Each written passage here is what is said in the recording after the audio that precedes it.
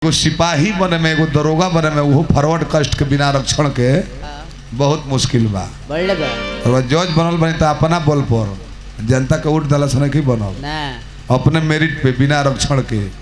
आजकल आरक्षण में 60% वाले डॉक्टर हो जा रहे हैं और बिना आरक्षण वाला 90% वाला छटाई हो जा रहा है। तब लोग कहता कि बाबूजी हॉस्पिटल में मर गए हाँ मुझे ना 60% वाला डॉक्टर बड़े एम्स में 90% वाला अपन क्लिनिक खोल के अलगा बैठे बैठे मुँह में न करे हैं। डॉक्टर उसके पास जाइए जो विदाउट आरक्षण के हुआ है, कैसे वो मेरिट पे हुआ है। आरक्षण वाला डॉक्टर का लगा जाइए वो 60% डाला, हमें 65% डाला, 35% जानते नहीं। यूट्यूबर भाई लोग एक दो जना हमारा लड़का नया नया कुल गरिया तरसा वो डालता रहो, हमारा कोनो दुख नहीं है। हम वो लोग के बारे में वो लोग का नाम धो देम न तो वो लोग हिट कर जाइए, हम ना नाम धरी ले। संजय सम्राट जी कोनो बात ना ठीक कहले बड़ा। देखो भगवान के नाम बार बार लिहल जाला, अभियंता के नाम नया नया कलाकार लोग बार बार लेता, हम जवाब दिले ना दिले। पूछो का है मोदी जी के जीतन माझी या छोट छोट नेता कोई को बात बोले लो जवाब दे ले, वो जानतर कि जहाँ जवाब दे हने कि हमारा रेंज में आई सब ना दिले जवाब। बोलो यूट्यूब वाला लोग जौन मन तौन डालो, हम खुशी रही ले, हमार नाम बढ़ता नु जरूरी बा कि सधोइये में बढ़ी, क्रिमिनलोशिप में बढ़ी तो नमुआ न बढ़ी। हाँ जी आखिर जी यही कन बा, जी यही कन बा कुछ डालो तहार बढ़े के चाहिए तो हमरो बढ़ता हमें, हम शिकायत ना करें डालो जौन मोन। अब एगो दरोगा जी के पिताजी आगवन हम ना जनवे कुछ कुछ कहा गइल बा वो डलाइल बा, दरोगा जी के सीनों में नहीं खे। हम प्रसंग होता नहीं दुआर ऐसा न चाहे कि हुआ के फरमाइश हमर से ना कोई हो कि मंच पर चढ़ के लागे डांटे कि ये कीजिए वो कीजिए ये कीजिए वो कीजिए, तो कुछ कहा गइल बा हमरो से। तो चैनल पर भागल बा खूब रिस में वायरल हो रहा बा।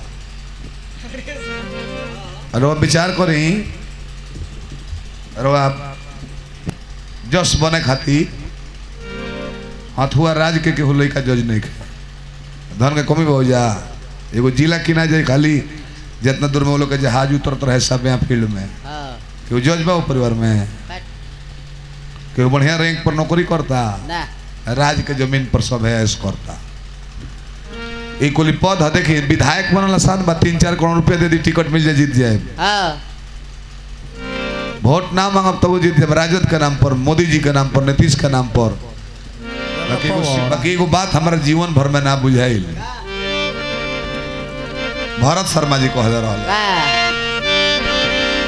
हमने के समाज ही मानता एक धन्यवाद बा। एगो और जैसा हम बात कहले माता जी लोग भी सुनता, छोट छोट बच्ची लोग भी सुनता, कोई जाई तो सामने आवेला और जज बन जाए कुछ बन जाए और अपना पिताजी के माताजी के साथ कौन व्यवहार कैले बनी और पुत्र देखले बा वही संस्कार पर रौरा संग व्यवहार करी तनी अधिके करी। सही बात बा निमन बाउर दोनों में तनी भर अधिके जाइलो। संस्कार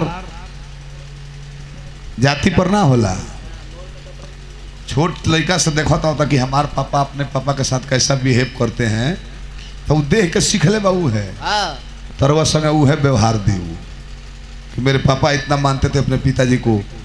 अच्छा रौरा जो ना पद पर बानी ए पद के लोग घर से बाहर एक आधे दिन आवता, लड़का लोग पारिवारिक संबंध कुछ नहीं जाना, लड़का लोग पर प्रोग्राम के का असर पर ही बताएं। और लड़का लोग सोची कि हमारे पिताजी अपने पिताजी में इतना खर्चा किए, इतना सेवा किए, श्रद्धा दिए, तो वो लोग को सीख मिलेला ऐसे कि हमारे पिताजी अपना पिताजी का हैसन कोई नहीं, तो वैसा ने हमारा वो से बढ़ के अपना पिताजी के आदर करे चाहिए। भाई चाची बैठल बड़ी एक घड़ी के सास लो झगड़ा करता पंचायती बैठता कि हमार पतो हमारा के बोलस गरियौलस होटा धैलस पतो हमें दोष नहीं खे ना। रौरा अपना सास संग के कोइले बनी वो पतोहिया देखले बिया पतोहिया देखले बिया कि हमार सासू माँ बेलना लेके परत ली हो चाची चाची हमारी बात सुनिए। हर और पतो देख ले कि हमार सास बेलना से सेवा करतली अपना सास के, तो वो जनगर रामा बनवाई रोवा खाती। ये संस्कार हो। एगो लड़का लिखले रहे व्हाट्सएप पर कि यदि सारी पतो अपने सासू माँ को माता जानने लगे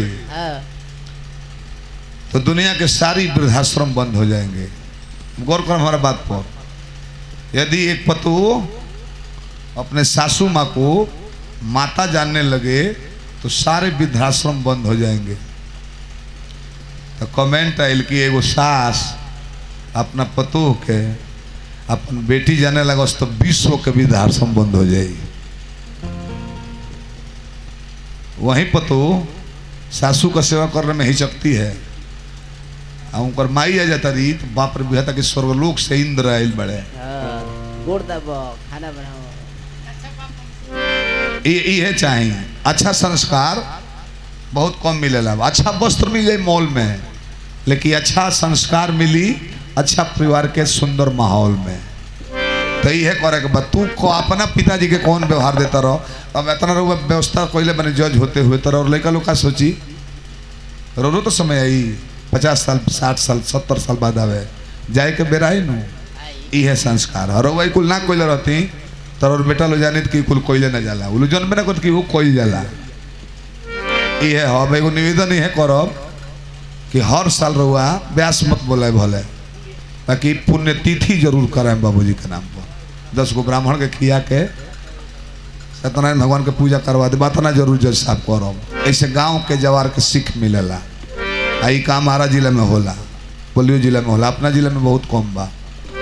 तो शुरुआत करम तो पंचायत के लोग जानी, प्रखंड के लोग जानी, जिला के लोग जानी, ये जरूरी है ताकि यादाश्त बना रहे।